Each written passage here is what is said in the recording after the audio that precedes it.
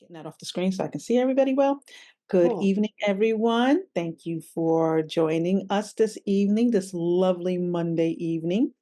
My name is Tiffany Grant Simmons. I am a graduate assistant here at NJCU in the EdTech department.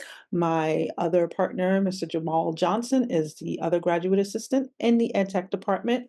We welcome you to our fall webinar series. It's a continuation of our series from the spring, AI in education. So this is a continuation of our previous series, and we hope that you are here to learn and get new information and implement these wonderful ideas in your classroom. So I'm going to turn it over to Dr. Dana Mason, and she's going to talk about the program, the campus, and some other information for you. Awesome. Thank you so much, Tiffany. I appreciate it. Hope you guys can see my screen. Let me start here with the right slide. That helps, right? So my name is Dana Mason. I am an assistant professor with the Educational Technology Department. And I have to tell you, we have a fantastic department. And I'm a little biased because not only am I a former student, I had my master's here as well as my doctorate, but working with great students and great colleagues gives me a great new perspective from this degree, from this area as well. So just sharing a little information about what our program focuses on. Educational technology is great because it's perfect for anybody, regardless of what domain you're in. It's often technology is the medium through which we express and convey information. So learning how to utilize those tools is such an important aspect. So, regardless of if you're in nursing or business or education, or if you teach math or the arts, I'm a former music teacher myself. Everyone needs to use technology to learn these days. So this helps you stay on top of all of that and learn how to integrate it in ways that help you best. So our program is special because we offer nationally recognized programs. The Educational Technology Department as a whole was ranked first nationally, not only for affordability and also for student-centered earning. Our master's program, we have a master's in educational technology and also a master's in school library media specialty. And that's, we were ranked third nationally as an online technology program. And our doctoral program is an EdD program, which was ranked ninth nationally for affordability and return on investment. There we go. So our degree programs, as I just started mentioning, this a little more detailed to help kind of give you a taste. Our MA in Educational Technology is a 36 credit fully online program. Our MA Educational Technology Specialization in School Library Media is a fully online 36 credit course. So both of those are completely asynchronous and online. So it works where you have a lot of flexibility and you can fit it into your schedule around work when things are best for you. And you have great advisors and faculty that work with you hands-on in a lot of different ways. And we have programs afterwards that you can be a part of, so you can just continue the learning beyond your the confines of whatever classes you're enrolled in. So there's a lot of connectivity. There's a lot of ways to work with people around you to get that support that you need, but also have that flexibility and autonomy that you might need to learn when the time is best for you throughout your work schedule. We also have our doctoral program in educational technology leadership. So this is a 60 credit program that runs over 3 years. This is also online and asynchronous, but it moves in cohorts. So when you apply, when you're accepted, you're put into a particular cohort. We are currently taking applications for cohort number 13, which is very exciting right now. And these students move together and become a unit as they work. So you're doing an individual program, but you also have the support of others around you. There's 1 week where we come in person for the Summer Institute in July, and you get a lot of you meet everybody in person and you get to do a lot of learning in that 1 week period. But the rest of the courses and everything are completely online. So our last slide here talks about our certificate programs. So some people may be looking for higher attainment or to kind of round out some of their expertise in new ways with some new skills. We have an assistive technology specialist certificate, which is a 1-year program. It's fully online. You have 5 courses total for a total of 15 credits. And 3 courses are fully transferable to the MA program. I have to double check because that might be a couple more, but that might be outdated. So I can update that too. So that's a nice thing where if you're taking these courses and you want to roll them into a master's degree, you have that option as well. Then we also have our STEM certificate, and this is a 4-course 12 credit program, and some of those credits as well are transferable into the MA program. So same, it's not the full amount for each, but there are some of those classes would also count toward a master's degree as well in our department. So our information is here. If you have any questions, edtech@njcu.edu is our department email. You could reach us at this phone number, and this is our website. I'm going to put that information in the chat now, and I know our graduate assistants will reshare it towards the end so that you guys can stay connected. I'll also put my email address, so in case anyone has any questions, you know who to reach out to, and we can make sure that we get those questions answered. Thanks so much for being with us tonight, and I'd like to turn it right back over to Tiffany so she can get our session started.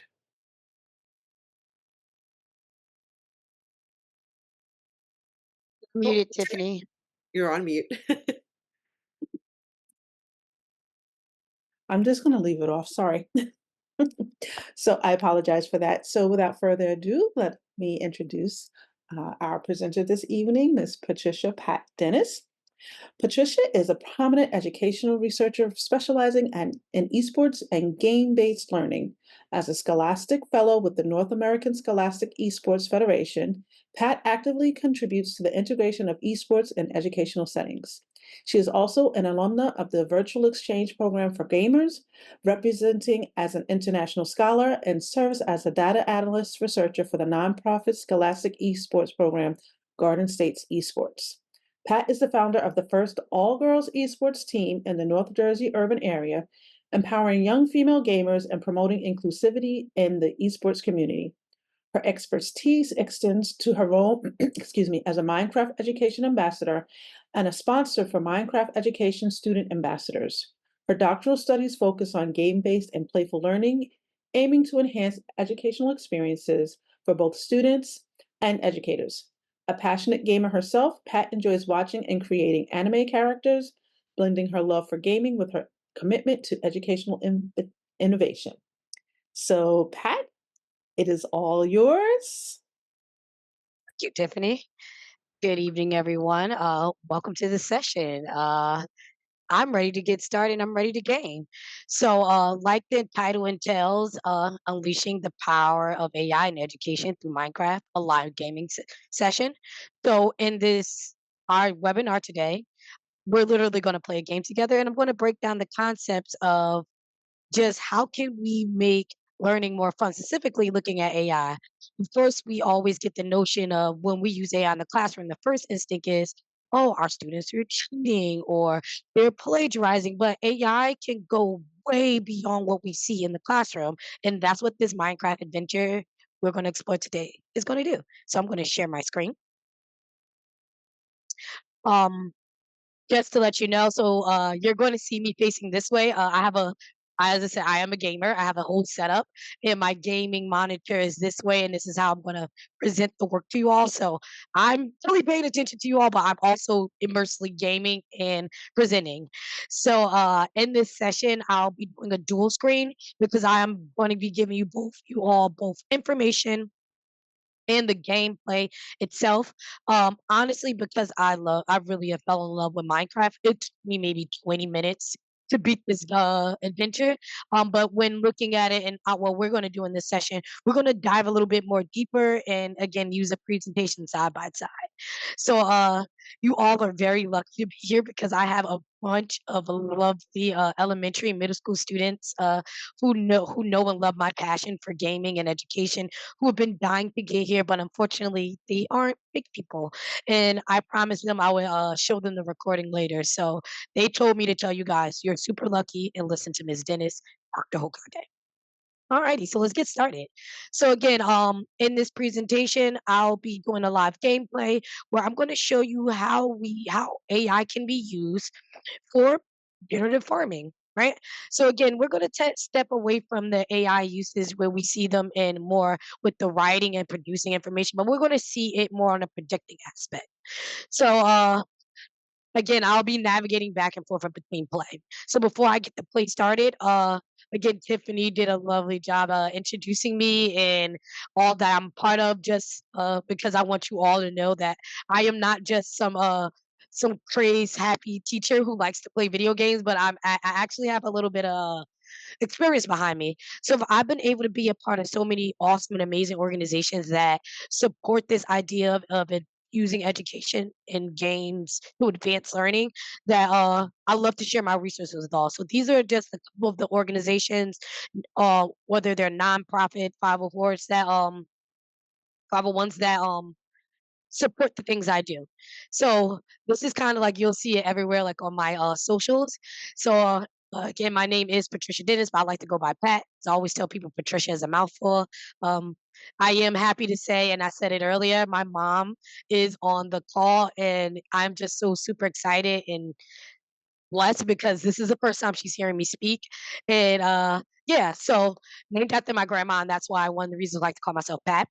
So every age has its storytelling form, and video games is a huge part of our culture. So I believe in learning, teaching, and researching with games, cartoons, and animation. We are in the age of where this is popular. I remember growing up, the idea of like having games in the class, the most you were going to get was the Oregon Trail, which is a really good game to dive into, and that's a whole nother session. But the idea of actually bringing like games that you play at home into the classroom wasn't a big conversation growing up. I'm glad that this field that is considered education technology is growing, and I just want to help be one of those beacons of voices to do that. So with that, here is our gameplay lesson overview. So the gameplay essentially says 45 minutes. I think we'll get through it quicker than that, but we will be playing for about 40 minutes together. My target audience are professional staff. I do have some of my college students up here because I do like to talk to them about the work that I do. And I want them to see that you can be passionate about anything. And as long as you put your mind to it and spend some academia on it, it'll always work out. The objective for the game we're going to play is to explore the concepts of AI and sustainable farming using Minecraft education. I specifically chose this one because I am doing the NACES Farm Craft Challenge with a couple of my kids at school, and this is a video I plan to play for them as well. So I'm kind of familiar with the idea of agriculture and farming. So the key topics for this session, semi-supervised machine learning, which you're all going to learn what this terminology is, predictive analysis and data bias. How can we use, and this is a, sorry to so all my current doctoral students, whether you are in my cohort 11, ooh, or you're under me, or you are doing your dissertation right now. Oh, data and how we love data. Old data, new data, comparing the data. So this is what this adventure is going to be for us. I hope it doesn't give any of the doctoral students PTSD. Um, and then last but not least, I'm going to show you the resources that I'm providing to help you all get here. Alrighty. So again, some objectives. You're going to understand the process of gathering and preparing satellites. This is the objectives more so for the game itself. So again, with this live play session, I'm literally going to show you how to play the game and how to break it down. What's also cool is this game also comes with a lesson plan, which as a Minecraft ambassador, I must promote that. And going to minecrafteducation.com and checking it out. Everything is free. Everything, everything, everything. And also, side note, if you have a Microsoft account, which I'm using my NJCU account, you have Minecraft education for free. Just a little tad bit tip out there. Um, something I'm sorry to jump back and forth. I do have periodically the chat. Um, Tiffany and Jamal are gonna post it as the presentation goes on. I have a resource for you all. I made a notebook that is literally mimicking the slides, and you can add your own text because I know some people love professional developments but walk away with no artifacts. So I love to provide notebooks and sources so you can go back and take it to your own classroom. Alrighty. So all right, we did our objectives. So here's some key AI concepts that we're going to look at with our gameplay. So again, that idea of semi-supervised machine learning. We're going to utilize satellites when we put the bulbs in, so that when we have in farmlands, we have farmers and agriculturists who watch over their crops. How easy would the job be if we can have AI do it for us? And that's what AI is going to play the major role as. We're going to combine labeled and unlabeled data. We're going to look at faster chaining processes, predictive analysis, definitely using historical data, which is old data and new data to compare, and we're basically going to use AI to farm. All right. So I know some of this terminology seems a bit off, but once we start playing the game, it gets a lot easier. And that's why I love Minecraft because imagine if we can't understand as a students, I mean, as adults, our students will have a hard time as well. So Minecraft breaks that this concept of generative AI, or unsupervised machine learning and AI and crop building, and how can we make that concept understandable for our learners? All right. So here's the Minecraft adventure. So if any of you do have Minecraft education or you want to download it real quick and you want to play alongside with me, I would highly encourage it, but it's not forced. That's if you want to play the game. Um, and I'm going to show you guys the exact world. So I'm going to click into Minecraft. So I love my little character. I really believe in seeing a more melanated character. So I love that the character is of darker complexion. She has a lot of blue, but you can't ask for everything. So what I am playing with, I do have a mouse and my Xbox controller that I game with. I go back and forth. So really easy to navigate. You will go to lesson library and subject kits. All these lessons are made by either Minecraft education or teachers, just like me. Hopefully, as an ambassador, I'll have the opportunity to make a lesson. I don't know exactly what I want to make yet, but that opportunity is there. If any of you are interested in Minecraft education and you are doing things in your classroom, by all means, please apply to be an ambassador and continue to share the word. So, AI, artificial intelligence, falls under computer science. I'm going to click here. And then it brings me to what I love about this artificial intelligence. It's actually a whole series, and it looks at how can AI help with kind of world issues, which that is something I'm also teaching with my students, sustainable development goals. So the fact that they mix the artificial intelligence with impactful issues is really cool. But what we are looking at today is sustainable farming, and I will click there. So again, going back and forth through my presentation. Oh, that's the coding aspect. So what I love about a Minecraft too, it gives you descriptions about what you need to do. You can easily screenshot this and put it in your lesson if you needed a description or objective for students to do. And that's pretty much how you create the world. Again, in I do have a research section in that notebook and towards the end of my presentation where I'll show you where to exactly find the entire lesson plan, which it's so simple and easy to follow. Right. So this game again is for ages 8 to 18. I would still use this with college students because it teaches cool things. So, our description: you're visiting a developing country to help the local population farm in a more effective way to make sure there is not a shortage of food. This is done by collecting satellite data from a weather station and then using the data in a semi supervised machine learning AI that utilizes predictive analysis to find areas with the right weather and terrain conditions. So again, our goals in this lesson, we will be collecting bulbs. We will be talking to NPCs, which NPCs stand for non-playable characters. We will be block coding in here, which think is really, really cool that they added coding in this aspect. But I'm done fangirling. Let's start the adventure. Alrighty, so we got our world generated.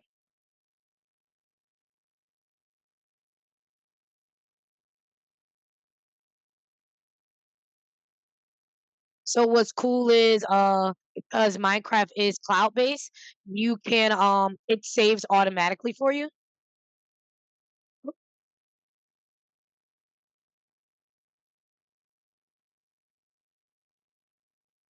Sorry, y'all.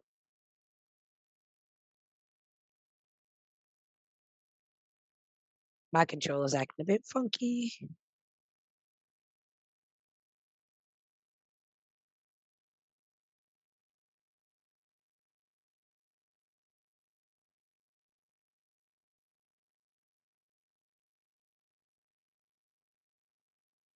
That's hilarious. Now my controller doesn't want to work. It was working perfectly fine the whole time. So it's all right. Luckily, I know how to play with the mouse. Sorry, I'm gonna write quick and talk. Alrighty, what's also cool about these Minecraft adventures is that you'll never be lost. You will always find who you need to because on Minecraft, in the world of the students terminology, it will always spawn you in front of where you need to go. So again, what's cool about this is that it's student friendly. You don't have to worry about your students aimlessly going anywhere. So all right, let's get to our first activity. So I love Minecraft that it gradually works your way up to like the bigger activity. So hey there, we are in a village in a remote area. The people in the village have not been able to get successful yields when farming. This is why we are here. Using AI and predictive analysis, we will be able to find the best farming location, place the satellite beacons on the gold blocks around the village. Oh no.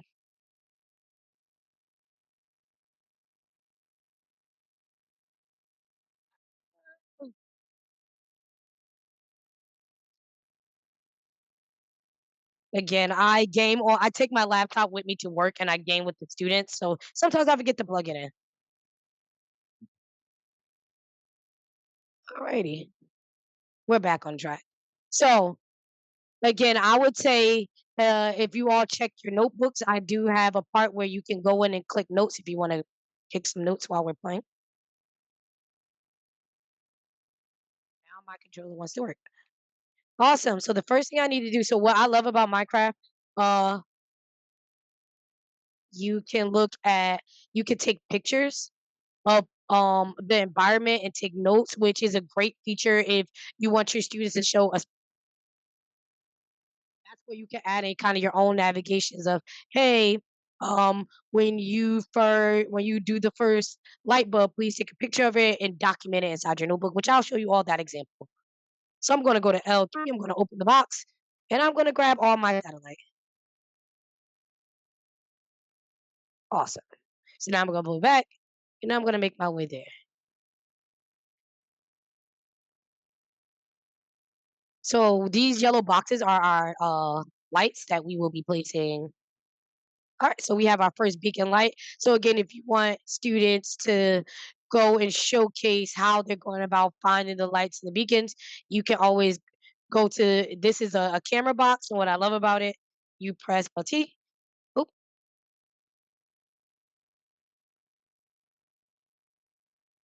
and you can take a picture. So you get your picture, and then if you go in notebook, you can have students write captions and documentations of what they're doing. So just literally you can type it in first beacon found. Then you press add photo.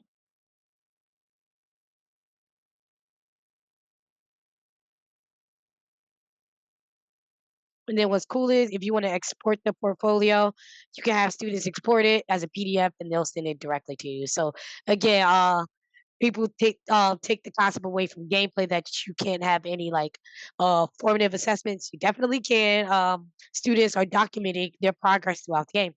So I'm just gonna press cancel and I'm gonna exit out and I'm gonna go find more beacons. So I actually want to fly faster. So again, the point of this is again to keep it nice and easy and simple for the students. There's another beacon. Let's take another picture. Why not?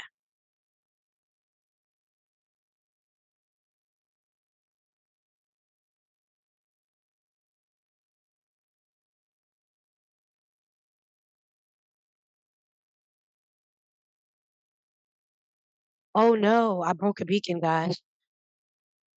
So, oh no. So this is an issue because now we don't have enough beacons. So I'm going to place it here. Let's see if I can go back and get another beacon. So this also may be an issue that arises in your gameplay, which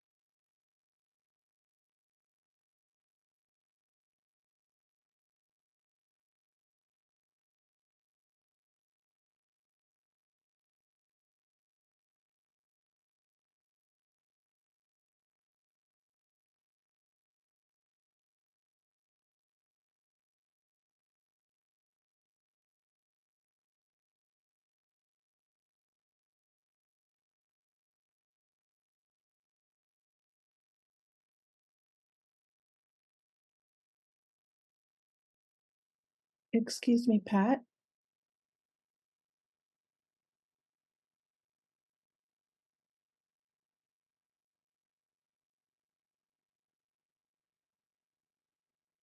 Excuse me, Pat, can you hear us? I'm not sure she can hear us. Okay, hold on. Yeah, I don't think she can.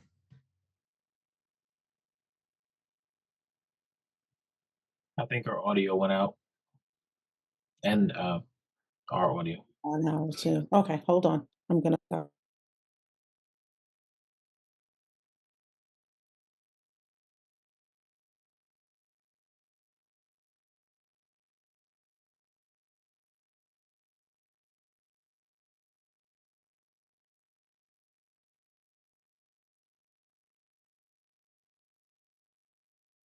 Hello, can you hear me?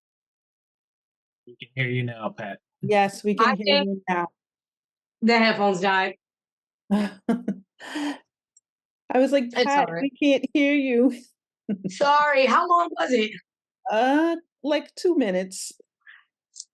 Alrighty. So the last thing I guess I did say was if you have code kids who are familiar with Scratch, this is like the perfect setup for that because this is block-based coding.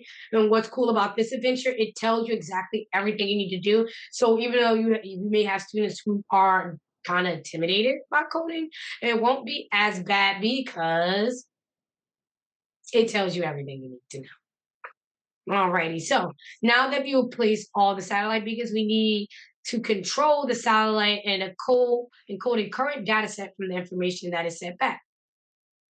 So what's also cool is they when you the code that they're asking you to do is all color coded and and it's labeled. So first you're going to use a control satellite, so that's kind of that grayish looking yellow, and we're going to look for a control satellite. And we're going to put it inside the start block. So inside of that, we're going to place some make data set coding block. And we're going to set it to current. Oh, no.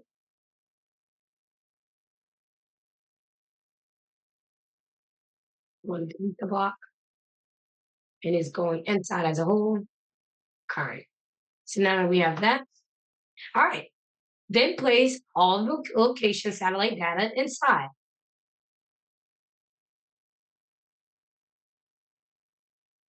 Location satellite data.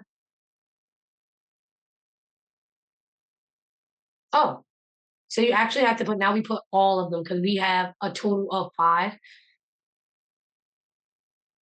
4, 3, 2, 1.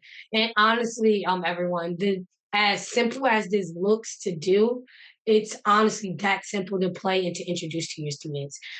In my personal opinion, I would introduce AI this way because it makes it a more impactful and engaging conversation. So now that we have all our code and data ready, let's run it. Let's see, is it working? All right, so our satellite has been established. So cool. So this is what a satellite, and not even just in a game, but a satellite in general, because we do have satellites around our planet that is giving a bird's eye view of basically the agriculture that is going on, so that they can use that analysis and that data to make a prediction of which plot is better. So let's walk in and go look at go code some more data. So that was our first activity. So we're going to do the predictive analysis again. So we're going to this time we're going to do it to predict which would be the best plotting location for us.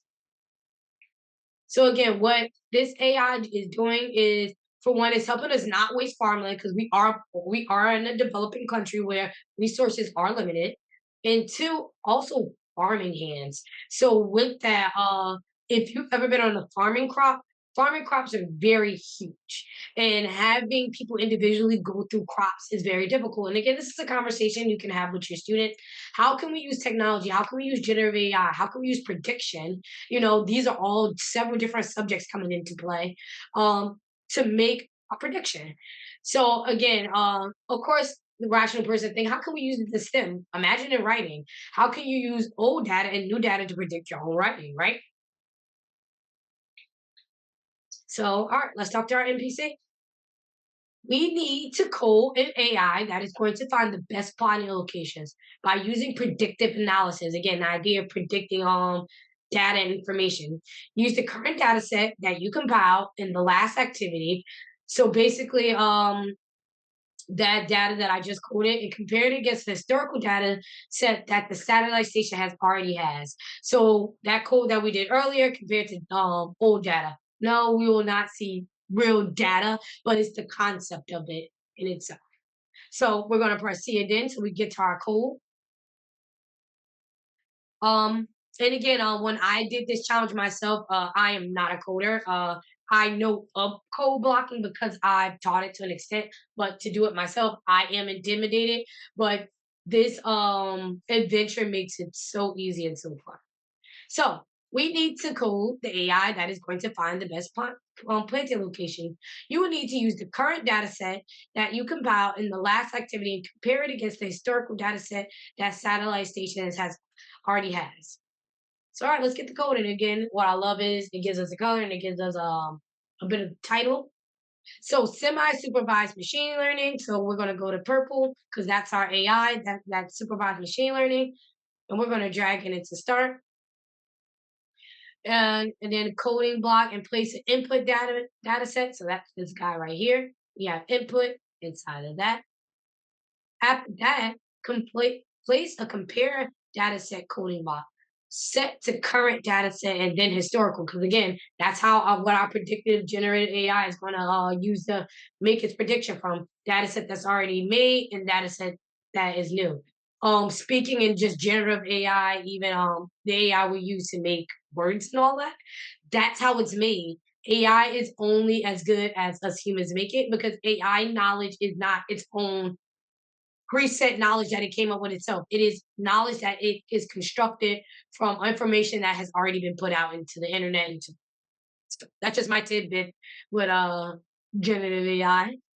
So I'm gonna go to data set again, go to compare, throw that in there. And we're gonna do current against historical. All right. Then place the run predictive analysis code block. So we're gonna place that down there. So when you do block coding, unless it usually tells you what goes inside, but after that, code usually starts from top to bottom. So if you're adding blocks in, you don't want to add it at the top. You want to add it at the bottom. That's generally most rule for most code. You code going down, not go through that. So we're gonna find our best farming location. We're gonna run that, and now let's run it and see if our code. All right, this AI is searching for best farming location. So we should pay attention here, and this is what you should tell your students. Paying attention to all right, so we got locations 2 and 5. So let's remember those numbers, people. 2 and 5. So we're not putting it in a wrong location. So let's talk to our researcher. So again, as always, we are always spawned in front of the NPC that tells us what we need to do. So now that we did that activity, we did that code. Now it's time to put on our green thumbs. Let's validate the AI prediction. So we're going to navigate to the farm.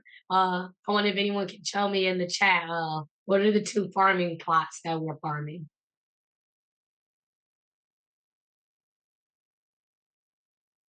Can anyone write in the chat? All right, got 2 and 5, 2 and 5.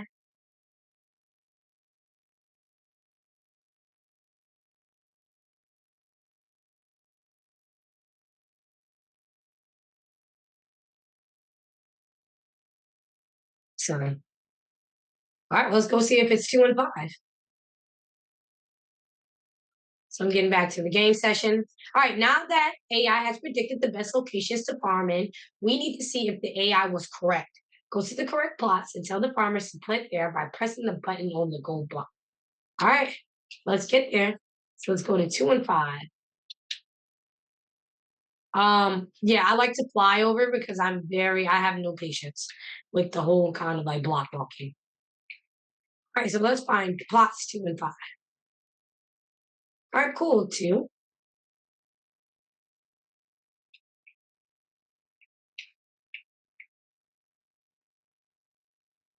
Right. Okay, so I pressed the block. So now the farmer, he's going to get to work. So okay, he's looking at us menacingly, but let's see what the farmer produces in the meantime. So now let's head over to 5. So again, now a teaching what we could tell our students, even though we use AI to look at all these plots to find the info. Oh, we got the message. We got the correct plot. All right, now we gotta go to the next one. This is 5. We can use the idea of prediction to come up with solutions. All right. All right, now we're gonna have our farmer plot here. And now we just wait and see. And let's go back over to 2 to see if anything happened.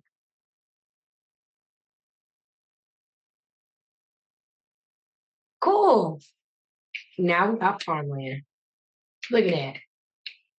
We were able to make an educated guess, a prediction based off data and satellites.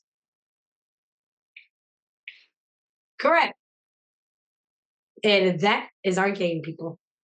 We have beat the Minecraft challenge. So with that,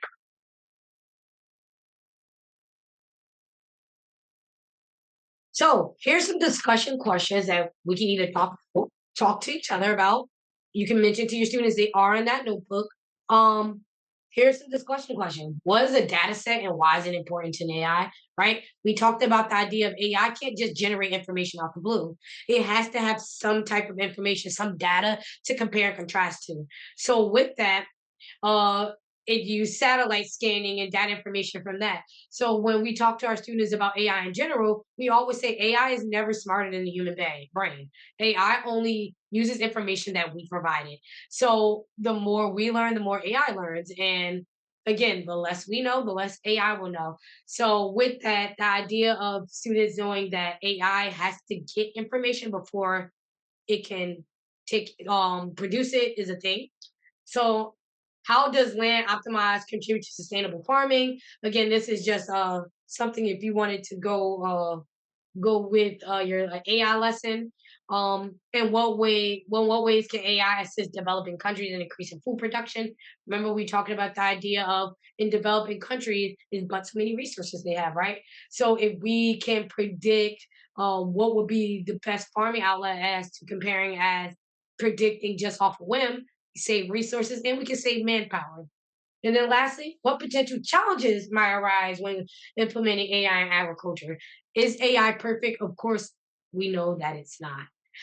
Can AI make mistakes? Easily, AI could have given us the wrong plots. Again, we use AI as a prediction, not as an end all goal. Alrighty, so here's some resources and extension. Microsoft AI for Earth, Stone Culture case study. You can read that. That'll definitely help if you want to get into agriculture a bit more and AI. Here's some standards that help alongside of it. Some curriculum that was pulled, and the additional Minecraft lessons. And here's the URL again. That is in the session. I mean, in your handouts. And if you love this gaming session, you like game-based learning, you want to get into it. Here are all my socials that you can follow. I'm on every social possible. Everything. Everything. So my ed tech with Pat is my Instagram and my TikTok, where I do my short videos of my behind the scenes of like my sessions. Dennis ours when I is my Twitter account, and then I just recently updated my YouTube channel where I do live gaming sessions like this, where I just uploaded my digital citizenship lesson, and yeah, thank you all for gaming with me. I appreciate everyone for coming out on this lovely Monday, and I hope you guys enjoy getting crafty with me. And Tiffany, I'll turn it back over to you if no one has any questions. Thank you, Pat. Very enlightening with Minecraft. I have to be honest, I've not really used Minecraft in the classroom, so this is an inspiration for me to use it with my fourth grade students. So thank you for that. Does anyone have any questions for Pat? You can either unmute yourself or you can put them in the chat. I'm periodically checking the chat. I was curious with these kind of more structured Minecraft lessons where they're like very like interactive and game based. Does Minecraft allow the join code feature? Could it be done as like a collaborative group thing, or is it restricted on these? It's a great question. I can actually, I'm gonna put that in the ambassadors chat and see if I can get an answer for that because I don't know exactly. I haven't had. Usually, students like to do individual lessons on their own, so I haven't had anyone like code together. All right, thank you. Does anyone else have any questions?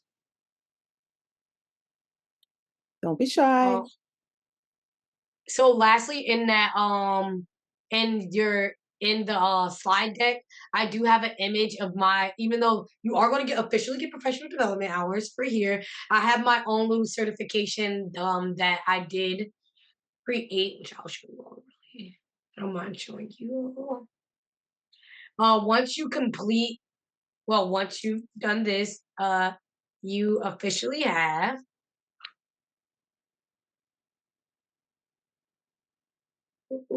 your own certification. So you'll get a lovely certification from me as an official ambassador that you successfully completed this training. Hello. Hi, Mom. Hi. Just wanted to say I'm so proud of you, and it's just a pleasure to have you as a daughter. And you did a wonderful job, sweetheart. Thank you, Mommy. Oh, that's so sweet. Mm. Does anyone else have anything to say, add, ask before we end our evening? I think the last thing I just want to, it's awesome to see someone else doing this because I've been doing it for a couple years as well. But what's neat, and I'm sorry, I didn't catch your name, the one that's hosting. But I started this without ever playing any kind of video games or Minecraft, and the kids pick it up faster than you think. And as long as you have a sound idea and structure, what the kids will create and do with it is wild. So it's nice to see that there are some more structured options, but in the beginning it was the Wild West, and you kind of just had to have a sound plan. And now the tools are there to like really take a risk and try it. It's very worthwhile. Thank you. I'm I sure would they definitely agree because even though I like the game, I never really got into sandbox game. I'm a general. I like fighting games. I'm gonna be honest. And when I started playing Minecraft, I was like, "What is so special about?" But then once I learned how to play it, and the kids taught me, yeah, when it was amazing. So even if you're not a gamer or you've never played Minecraft before, just put it in front of the students. They'll show you a wonders of things, and you'll be shocked about what some students know. Oddly enough, I am a gamer, but I just never did Minecraft. So this is something new I'm gonna try. Tiffany, side note, another game I've just gotten into, another sandbox game, Lego Fortnite. Oh, all right. You mentioned Lego. I'm there. I'm doing another conference presentation on the 15th on Lego Fortnite and building a nursing community. Okay, cool. Cool. I'll see if I can attend. Right. Anyone else? Yes, no, maybe so. All right. Well, on that note, thank you so much, Pat, for your wonderful presentation. I appreciate it. I know the other guests appreciated it as well. And I hope you get Tiffany, a lot out of the resources. were Yes. you able to take a photo? Just checking in with that. Oops. Yep. Thanks. Hold on. No problem. We Because, do want to yep, get a quick photo, Pat and I Tiffany. sure forgot. Absolutely did. All right. Let me see. Hold on. I remember, but I just want to I want to get everybody, but Everyone's cameras here we go. If anybody would like to go on camera for the group photo, that'd be great. You don't have to, of course. You don't have to, but yeah, it would be on. nice. If any of my students go on camera, I'll give you guys extra credit. Come on, she gave y'all extra credit. Come on. I'll give you I- guys extra credit if you come on. I'll give you extra credit on your lowest assignment. Oh, look at the cameras. Is my camera My on? buddy's on now. That's hilarious. All right, let me just Lindsay, make I sure love I'm the doing this correct. pinata. Oh my gosh. All right, I'm about to take a screenshot, so let me get this ready. All right. I only got 2 people getting extra credit. Okay, everyone, I got it. All right, you want me to take one more? Sure. All right, let me take one more. Yes. In the words of Dr. Z, if it's no picture, it didn't happen. It didn't happen. Right? Exactly. All right, there we go. Got it. Josh copied me. Everyone, thank you so much. I hope you enjoy the rest of your evening. And please join us next week for our other upcoming webinar, AI in Math, Shaping the Future. You will be receiving your PD certificates very soon. So just keep an eye on your emails for that. Thank you so much, everyone. Jamal, do you have any parting words? Yes. Thank you, everyone. Pat, great job. And I'm so glad to have you in Orange. I did put that in the comments too. Great job. Thank you. Awesome. Yeah. Thank you, Tiffany. There's some orange folks in here. Nice. All right, All right, everyone. everyone. Have a good night, and hopefully we'll see you next week at our next webinar series. Have a good Good one. night.